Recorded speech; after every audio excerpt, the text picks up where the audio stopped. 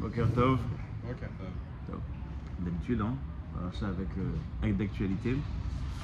Dans la paracha, on a deux épisodes qui se ressemblent, au début et à la fin. Au début, Yaakov se sauve de ses parents, de chez ses parents, et à la fin, il se sauve de chez ses beaux-parents. Voilà, donc, dans une même paracha, on a deux déplacements de Yaakov, et on va essayer un petit peu de comprendre le message de ces déplacements. Qu'est-ce qu'on peut en prendre? Dans la Mishnah, c'est marqué que Maaseh Avot Siman Abanim, c'est-à-dire ce qui est arrivé. Maaseh Avot Siman Abanim, on peut le traduire de manière littérale, c'est-à-dire c'est un signe pour les enfants, mais c'est expliqué un peu plus profondément. Dans la Torah, c'est marqué que Hachem il a dit à Abraham, va en Israël, parcours toute la terre d'Israël, et c'est cette terre que tes enfants vont hériter. Bon, alors on aurait pu croire de la même manière que lui il est passé, nous aussi on va passer. En vérité, c'est plus profond que ça, c'est-à-dire qu'à partir du moment où Abraham s'est déjà installé en Israël, quand nous on va venir s'installer, ça va nous donner une facilité. C'est déjà installé. Autre exemple, Sarah qui est prise en captivité par Avimelech en Égypte, au final Avimelech ne peut pas la toucher, c'est ce qui va permettre, quelques centaines d'années plus tard, à ce que quand le peuple juif arrive en Égypte, il n'y a aucune femme juive qui a été touchée par un Égyptien. C'est-à-dire que ce qu'elle a réussi à surmonter, etc., son histoire, elle a créé notre propre histoire. Et en vérité, cette idée, elle est encore plus flagrante dans ce que après Mivologine posait la question. On disait que on est tout le temps en train de rappeler toutes les filotes, etc. On rappelle Akedat Yitzhak. Pardon. On rappelle Akedat Yitzhak, on te dit ouais, Akedat Yitzhak, incroyable, incroyable. Mais si on regarde l'histoire du peuple juif, au final, Akedat Yitzhak, ça s'est passé dans toutes les générations. Il n'y a pas eu une génération où des gens n'ont pas été prêts à se faire tuer pour leur religion. Que ce soit en Espagne, au moment où on était attaqué, que ce soit en Russie, que ce soit dans tous ces pays-là, il y avait toujours cette même conduite. Il ramène une histoire que, il y avait une fois, je ne sais plus quel rave qui était dans une choule, il entend de la Ezrat Nashim, une femme qui prie que son fils meure. Au moins une mère, elle peut prier pour que son fils meure. Alors le rave est parti voir, mais qu'est-ce qui se passe? Il dit non, mon fils, il a 13 ans, c'était en Russie, ils ont enrôlé les enfants à l'armée pour 25 ans, c'est-à-dire qu'ils sortaient de là-bas d'égoïme, quoi. Je préfère qu'il meure. Donc, vous imaginez le niveau de la mère qui préfère la mort de son fils que sa mort spirituelle. Donc en vérité, la Kedat Yitzhak dans le peuple juif a toujours existé. On me demande après Mivologine, ouais, c'est pas grandiose. Et vous n'avez pas compris quel est le point de départ de tout ça.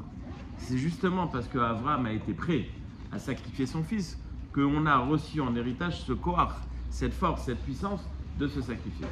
Donc Maaseh Avot Siman Abanim, c'est pas simplement un titre, c'est pas simplement une histoire, c'est beaucoup plus profond que ça. Ce que nos ancêtres ont fait, ce que les Avot ont fait, c'est ce qu'on a réussi, c'est ce qu'ils ont réussi à nous transmettre. On nous a inculqué à travers les nisyonotes de Abraham, de Yitzhak, etc. On a réussi à créer le peuple juif a hérité d'une certaine ligne de conduite. Il est marqué que Yaakov, Bechira Avot. Yaakov, c'est le Av le plus important. C'est un peu orgueilleux de décider ça. Comment est-ce que je peux savoir qui est le meilleur entre Abraham, Yitzhak et Yaakov? Si je pose la question aujourd'hui, qui est plus important, le Rav Ovadia ou le Abraham Kanievski? Facile. Voilà, celui qui dit facile, c'est qui comprend ni dans l'un ni dans l'autre. Ah, c'est marrant. Encore plus. Donc, encore plus dans le sens où c'est pas une façon de trancher. C'est-à-dire qu'on n'a pas le moyen d'évaluer. On ne peut pas se dire, bon, lui, voilà, c'est un grand rave. Mais d'où tu sais? Comment est-ce que tu fais? Alors ça, c'est à notre génération. Va 10 générations en arrière. Le gars de là, tu es déjà bouche bée. Va encore un peu plus. Déjà, tu comprends plus. La Gemara te dit que si tu penses que les premiers sont des malachim, alors bon, toi, tu es un homme. Mais si tu penses que les gdolim d'avant, c'est des hommes, alors toi, tu es un âne. C'est-à-dire qu'on n'a pas la possibilité de savoir évaluer, donc de faire le match et de savoir qui est plus important. Impossible. Comment est-ce qu'on peut dire que Yaakov, il est prira à vote? C'est pas possible. En vérité, le terme de dire que Yaakov, c'est le prir, c'est celui qui a été choisi, c'est le plus important. Ça n'est pas une conclusion de dire il est plus important, il est moins important. C'est pas ça l'idée. L'idée, c'est de dire que quand on veut analyser notre situation, c'est par rapport à Yaakov qu'on va la vivre. Yaakov est celui qui a préparé la situation du peuple juif dans son histoire. Avraham et Yitzhak ont chacun, comme on le dit à chaque fois, Chesed et Din, et Yaakov, c'est l'association des deux. Et en vérité, à travers l'histoire de Yaakov, comme on va voir tout de suite, à travers son histoire, il a préparé l'histoire du peuple juif jusqu'à aujourd'hui. C'est Yaakov qui appelle Israël. Comment? Exactement. Bon, après ils ont tous une part, hein. C'est nos grands-pères quand même. Mais et Yaakov, c'est lui qui a les 12 Shvatim. Il est marqué dans le Passouk que Ya'amcha Hashem Yam Tzara et Sagafra Bokertov. Et Sagafra Hashem Elohei Yaakov. Donc quand est-ce qu'Hashem va te sauver? Quel Dieu va te sauver? Elohei Yaakov.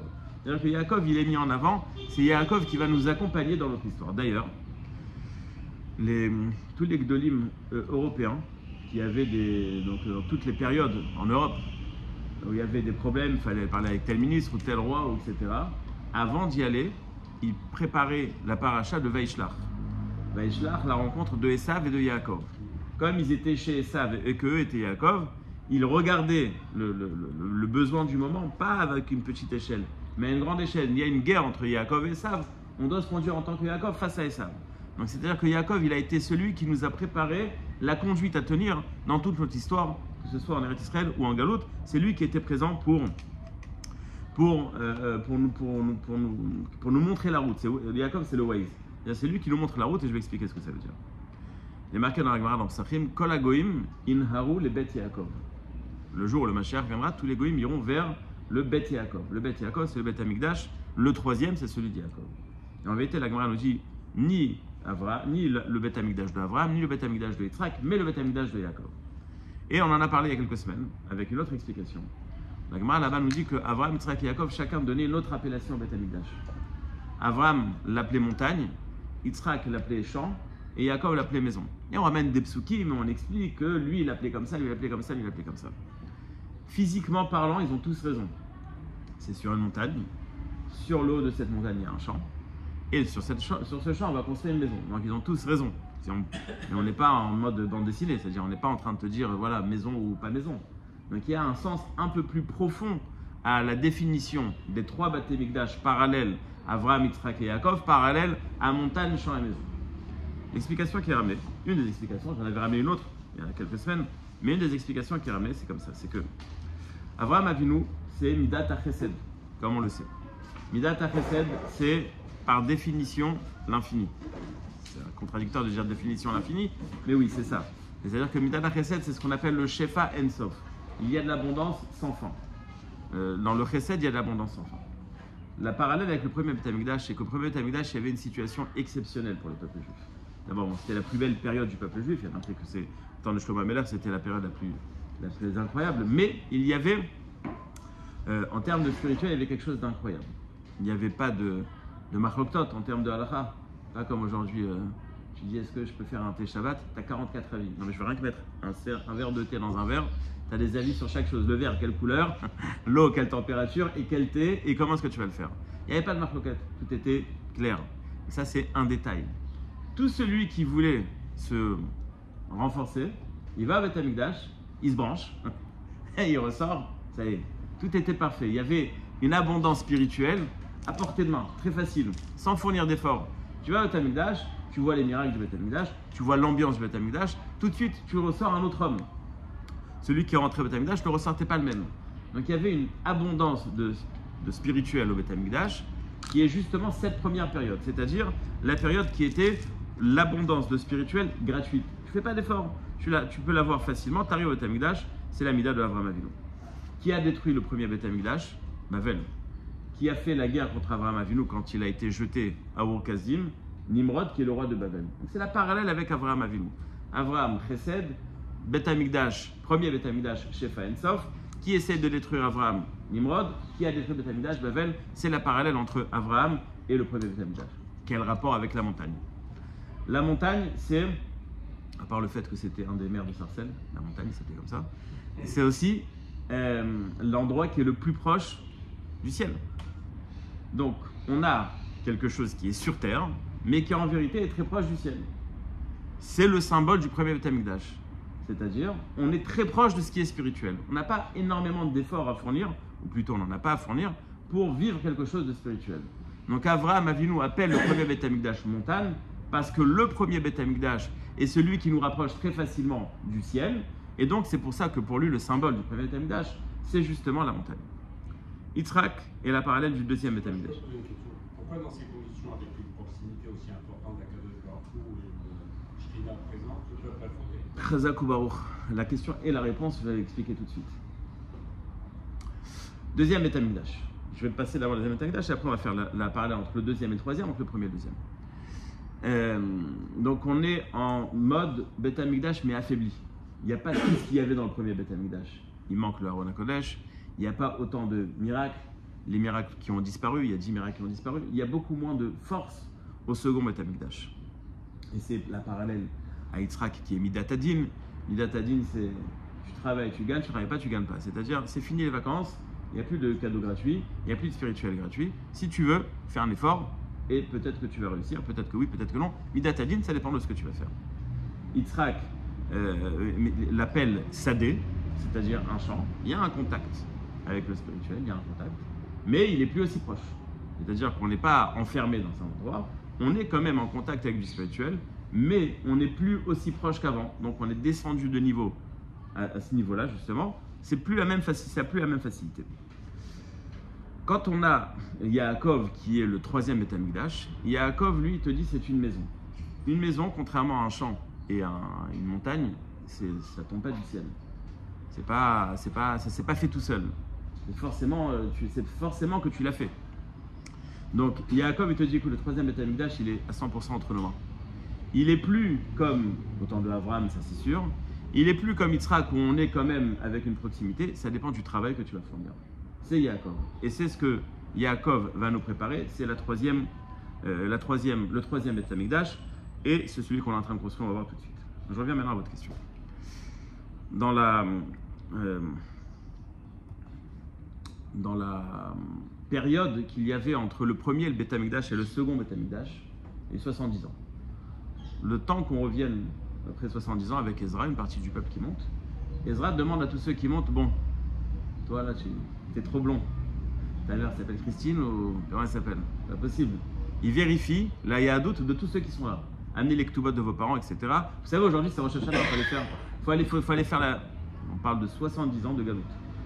70 ans de galoute qui ont créé une catastrophe en termes enfin, ce qui restait du peuple juif, c'était une catastrophe.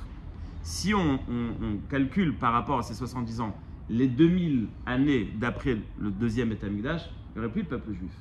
Si on voit la dégringolade à ce moment-là, aujourd'hui, il n'y aurait plus rien. Donc il y a une dégringolade incroyable qui, justement, le problème, c'était ça.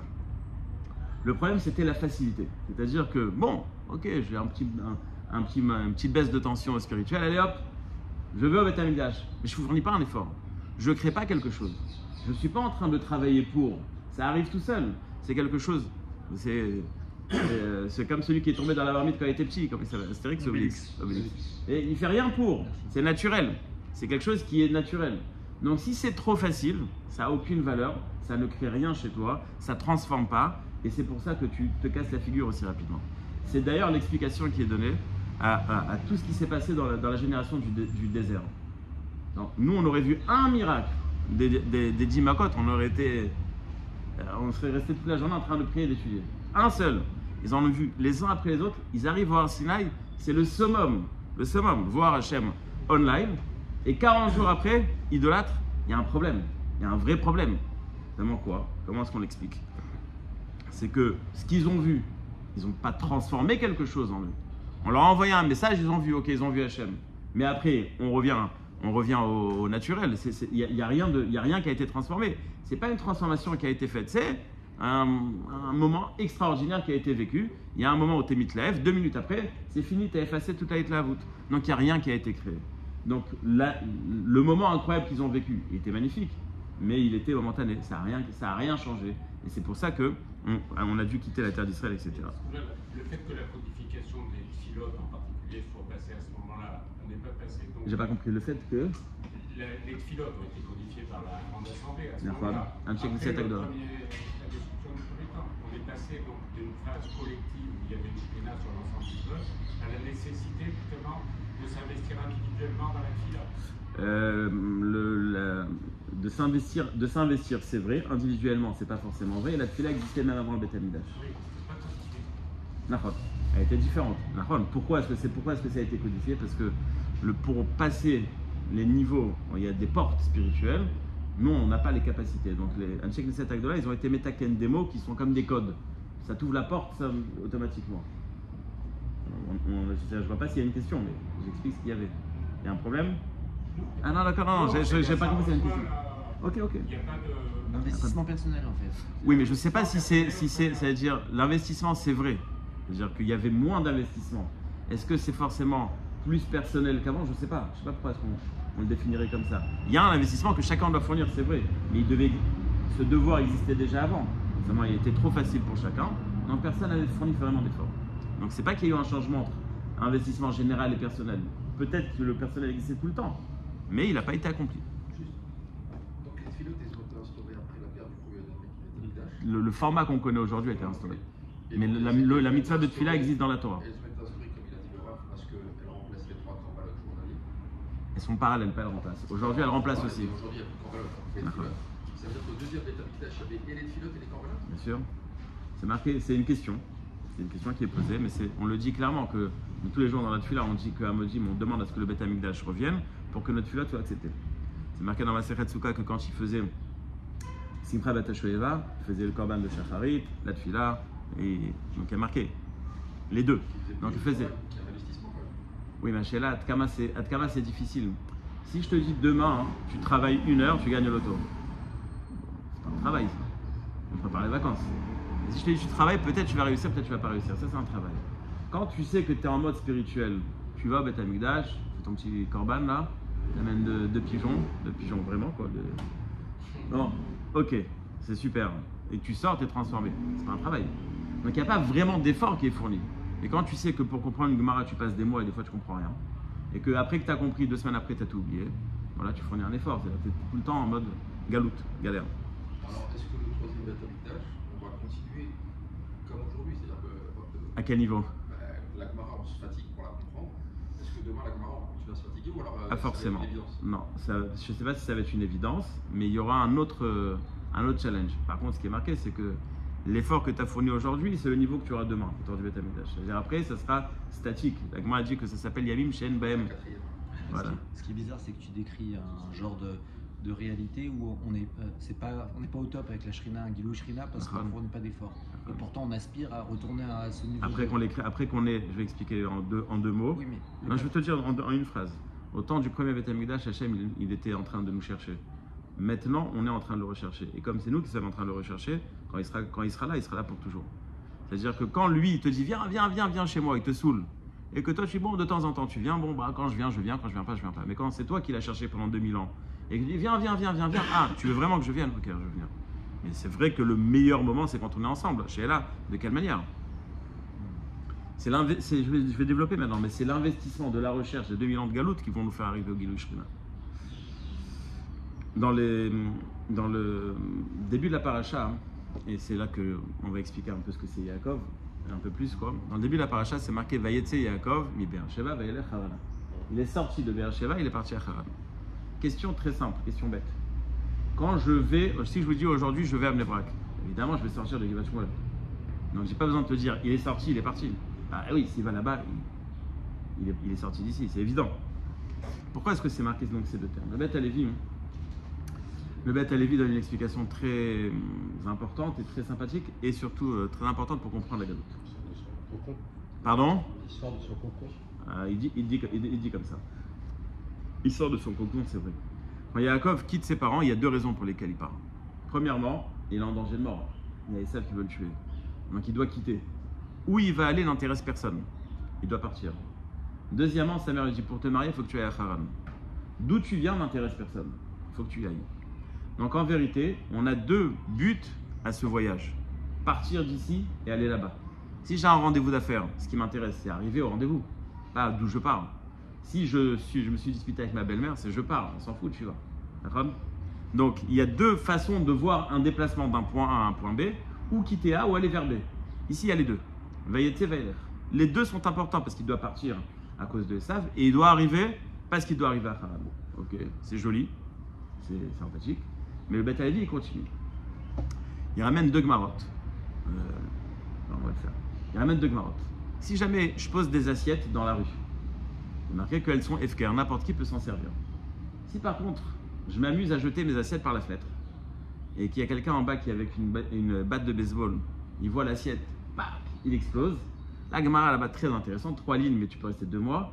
Est-ce que qui est chayav, quoi est chayav, combien est chayav, mais c'est une discussion. Pourquoi? Alors quand je l'ai posé dans la rue, tu dis que c'est FKR, tout celui qui veut peut s'en servir. Quand je ne l'ai pas posé dans la rue, mais dans une seconde elle va y arriver, non c'est pas FKR. Dit le Beth Alevi, il dit comme ça. Quand je l'ai posé dans la rue, je me suis désintéressé d'elle. Quand je l'ai envoyée par la fenêtre, je me suis intéressé à me désintéresser. C'est-à-dire, je veux la casser. Je veux la casser. Alors, toi, tu es venu, tu l'as cassée avant que moi je la casse. Mais pour l'instant, elle est encore à moi. Tant qu'elle est à moi, tu n'as pas le droit de la casser. Pour donner un exemple simple, j'ai acheté ce bloc-là pour raser, pour faire une tour. Il est à moi, il est vide. Demain, il y a des tracteurs qui viennent et qui rasent. Aujourd'hui, il y a un gars qui rentre et qui casse toutes les fenêtres.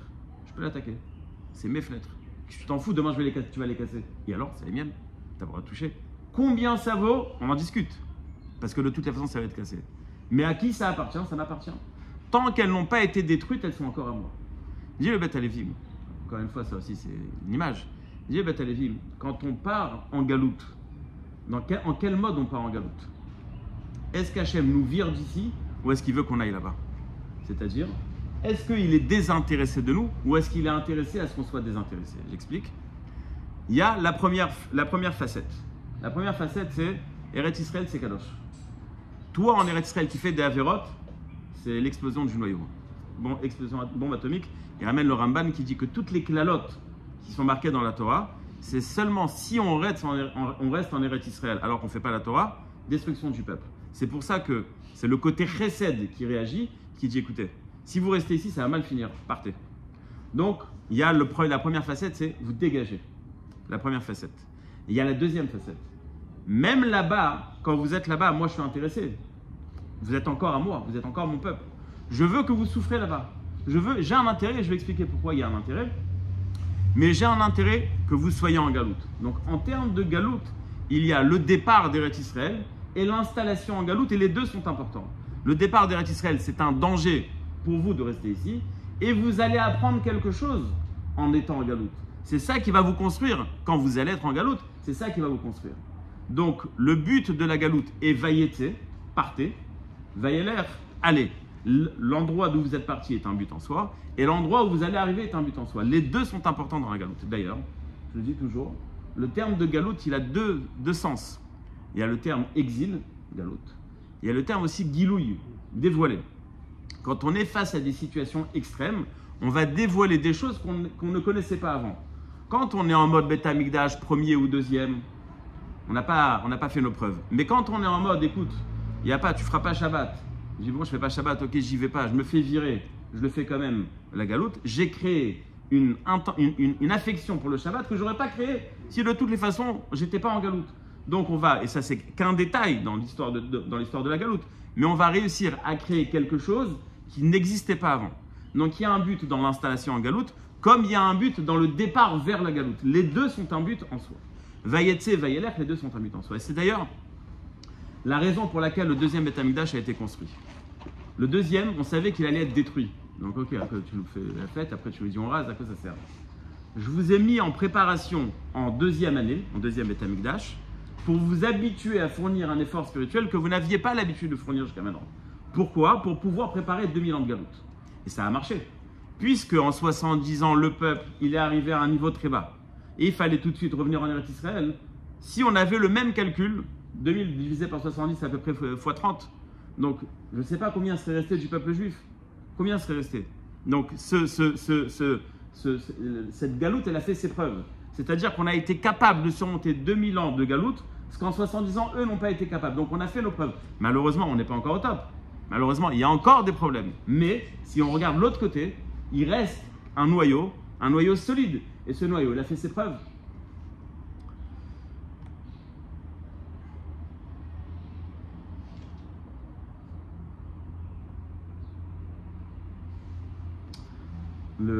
La Prem Vital avait posé une question au Harizal, son Rav. Il lui a dit, comment est-ce qu'on peut espérer, nous, la Géoula, alors que les générations d'avant, ce n'était pas venu? Non, c'est possible. Si eux, ils n'ont pas réussi, comment est-ce que nous, on va réussir?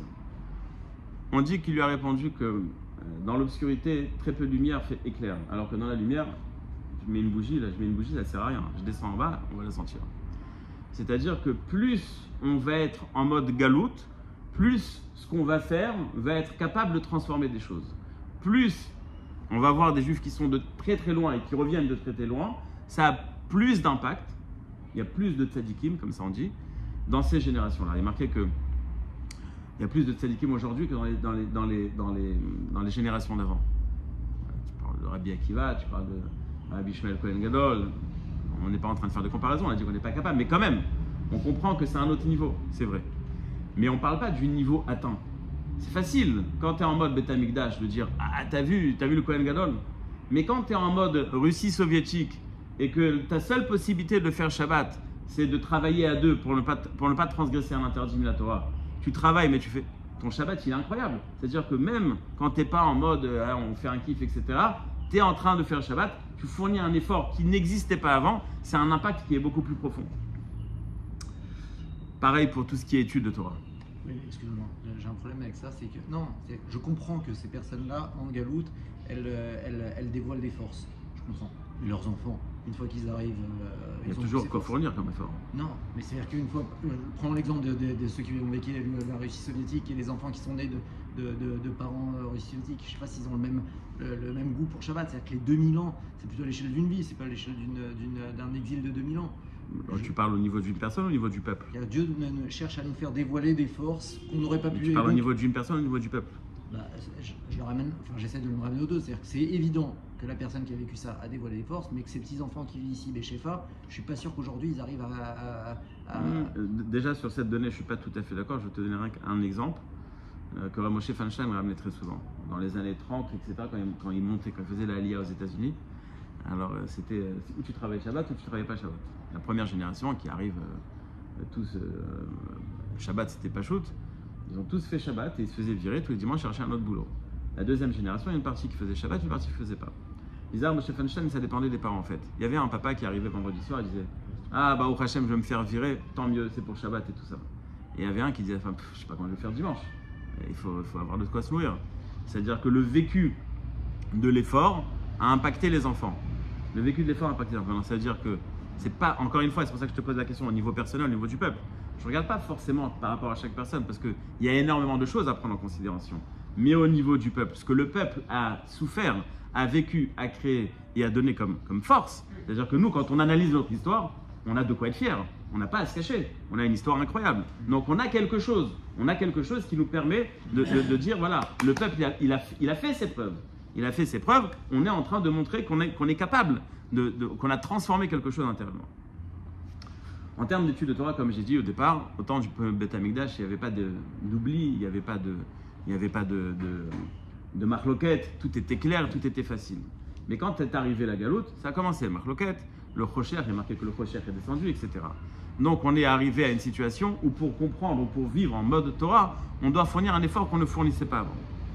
Et c'est la question de départ. Yaakov, quand il part de chez ses parents, il va en galoute. La première chose qu'il fait, c'est pas aller chez Lavan. La première chose qu'il fait, c'est la yeshiva 14 ans. C'est-à-dire que pour se préparer à la galoute, ce qu'il a fait, c'est son Amal à Torah. Il y a marqué que pendant 14 ans, il n'a pas dormi. Devant les Mefarshim, c'est pas possible. Après, il y a marqué que celui qui prête serment, je ne dormirai pas 3 jours, il est Chayav Malkout immédiatement, parce qu'il jure à faux. Et il peut aller dormir tout de suite, parce qu'on ne peut pas rester 3 jours sans dormir. C'est-à-dire quoi 14 ans sans dormir? C'est pas possible. Physiquement, c'est pas possible. Alors, les Mefarshim disent Lo ta'am shena. Il n'a pas senti le goût du sommeil. Une fois, ça nous arrive quand celle de la sieste. Ah, quel kiff! Il n'y avait pas de ça. Il était 14 ans sans bouger. Il n'a pas bougé. Il dormait quand son corps était à plat. On dit que le Chazon Ish, il étudie jusqu'au bout de ses forces. Jusqu'au bout de ses forces. Et pendant une période, il dormait sur un banc parce qu'il était en Israël, il y avait la guerre en Europe. Il a dit, moi je ne peux pas dormir sur un lit alors que mes frères sont en train de souffrir. Et donc il avait le banc à côté avec un coussin. Une fois, sa femme, elle le voit endormi sans le coussin. Elle a dit, pourquoi tu l'as mis sans le coussin? Elle a dit, parce que je n'avais pas calculé. J'étudie jusqu'au bout de mes forces. Mais j'ai continué un petit peu, j'avais même plus la force d'aller au coussin. C'est-à-dire un niveau, bon, et ça c'est de notre génération. Donc Yaakov Avinu, c'est pareil. Pour se préparer à la galoute, il a investi dans le Hamal à Torah. C'est-à-dire que pour pouvoir vivre en galoute, il y a besoin de fournir cet effort en étude de Torah. Il y a encore plein d'autres facettes. Je vois que l'heure, elle est... Vous savez quoi, une petite Nekuda qui est sympathique. On nous raconte dans la paracha en détail l'histoire du salaire de Yaakov et de Lavan. C'est une histoire qui est un peu... qui est étonnante. Dans la Gemara, quand il y a une lettre en plus dans le mot, on te fait de ça... On t'apprend des halakhot incroyables. Là, tu as une histoire dans les détails qui n'intéressent personne. D'ailleurs, c'est intéressant. Et vous connaissez l'histoire du Harizal. Le Harizal est parti écouter la dracha du Al-Shir. Le Al-Shir qui était au temps du Harizal. Le Al-Shir, c'est un des rares qui s'appelle le Al-Shir Hakadosh. Le Hakadosh, le Harizal, le Shir. Donc, vous imaginez le Al-Shir. Le Harizal va écouter la dracha. Et le Al-Shir explique comment c'est possible que Lavan, il a changé 100 fois le salaire de Yaakov. À un moment, le Harizal, il s'explose de rire. Il demande le Harizal, pourquoi tu rigoles? Il a dit non, parce que quand il a commencé, il y a deux malachim qui ont amené Lavan, et il dit c'est vrai que tu as voulu arnaquer comme ça? Il dit oui, c'est vrai, il le frappe. C'est vrai que tu as voulu? Il le frappe. À un moment, quand ils sont arrivés à la 70e arnaque, il dit c'est vrai que tu as voulu arnaquer? Il dit non, ça j'ai pas voulu. Non, t'as pas voulu? Il le frappe. Si, je l'ai arnaqué comme ça. Le Harizal, il a vu ça, il était mort. Bon, ça c'est une histoire sympathique. Mais pourquoi est-ce que la Torah elle rentre dans les détails? Alors, j'ai vu une explication du Melvin incroyable. Sur tout le long de la paracha, sur tout le long de la mâche, dans tous les détails, il reprend la même idée. Mais l'idée, elle est très simple. Quand tu sors de chez tes parents, tu ne voyages pas le soir, tu mets des pierres autour de toi et tu te sauves de Esav. C'est-à-dire, lui dit Hachem, tu as un problème de bitachon, mon ami. Si tu étais sûr que je pouvais t'aider, qu'est-ce que tu te sauves? Et si tu te sauves, pourquoi tu as peur de te déplacer la nuit? Pourquoi tu mets des pierres autour de toi? Tu as un problème de bitachon. Yaakov prend ça en tant que challenge. Bitachon, je vais arranger ça. Je vais avoir assurance 100% dans Hachem. Qu'est-ce que je fais? Je vais chez Lavan, qui est un arnaqueur de première. Il me dit, qu'est-ce que tu veux comme salaire? Je lui ai dit, non, Al-Titali-Meouma, je veux rien que ça. C'est quoi rien que ça? Il lui dit, voilà, c'est l'effort minimum. Lavan commence à l'arnaquer. Yaakov il dit, attends, pigeon, je suis pas. Le bitachon, oui, mais je suis pas un pigeon.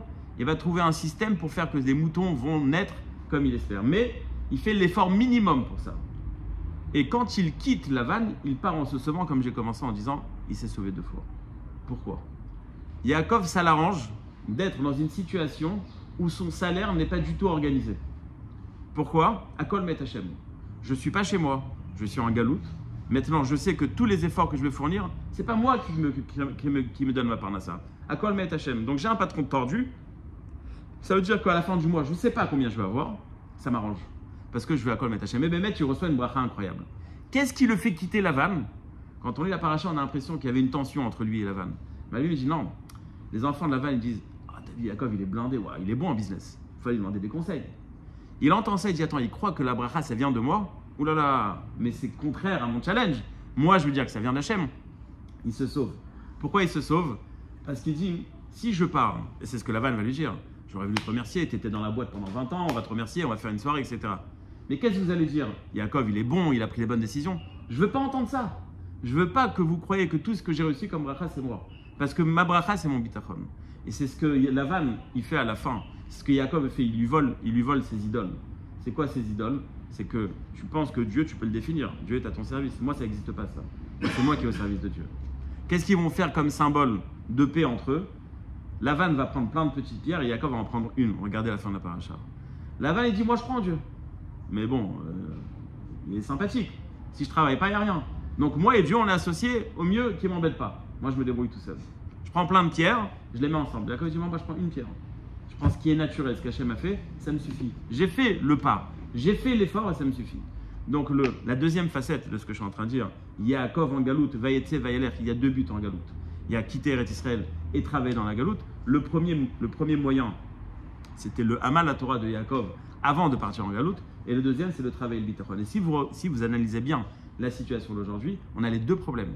C'est-à-dire qu'on est dans un monde où l'argent, c'est Avodah Zarah, le travail, c'est 24 heures sur 24, 7 jours sur 7, pour certains que 6 jours, mais c'est ça notre problème. Et en mode de Torah, on est en mode Torah facile, alors qu'on devrait fournir un effort. C'est-à-dire qu'on a une proximité à la Torah qui nous permet de ne pas trop réfléchir. Mais la vraie étude, c'est quand tu te casses la tête. Casse-toi la tête, parce que c'est là que tu transformes quelque chose. Quand tu viens, on te dit, bon, allez, viens, ouvre la bouche, en mode facile. C'est bien pour commencer. Mais qu'est-ce que toi, tu as fourni comme effort? Quel est l'effort que tu as fourni pour te transformer? Où il est ton effort? C'est ça la vraie étude de Torah, c'est pas l'étude, c'est ce qu'on appelle Amal, l'effort fourni à l'image de Yaakov qui est resté 14 ans en préparation à sa galoute. Les Hashem que notre galoute prenne fin rapidement. Et pourtant, on lui a reproché à Yaakov.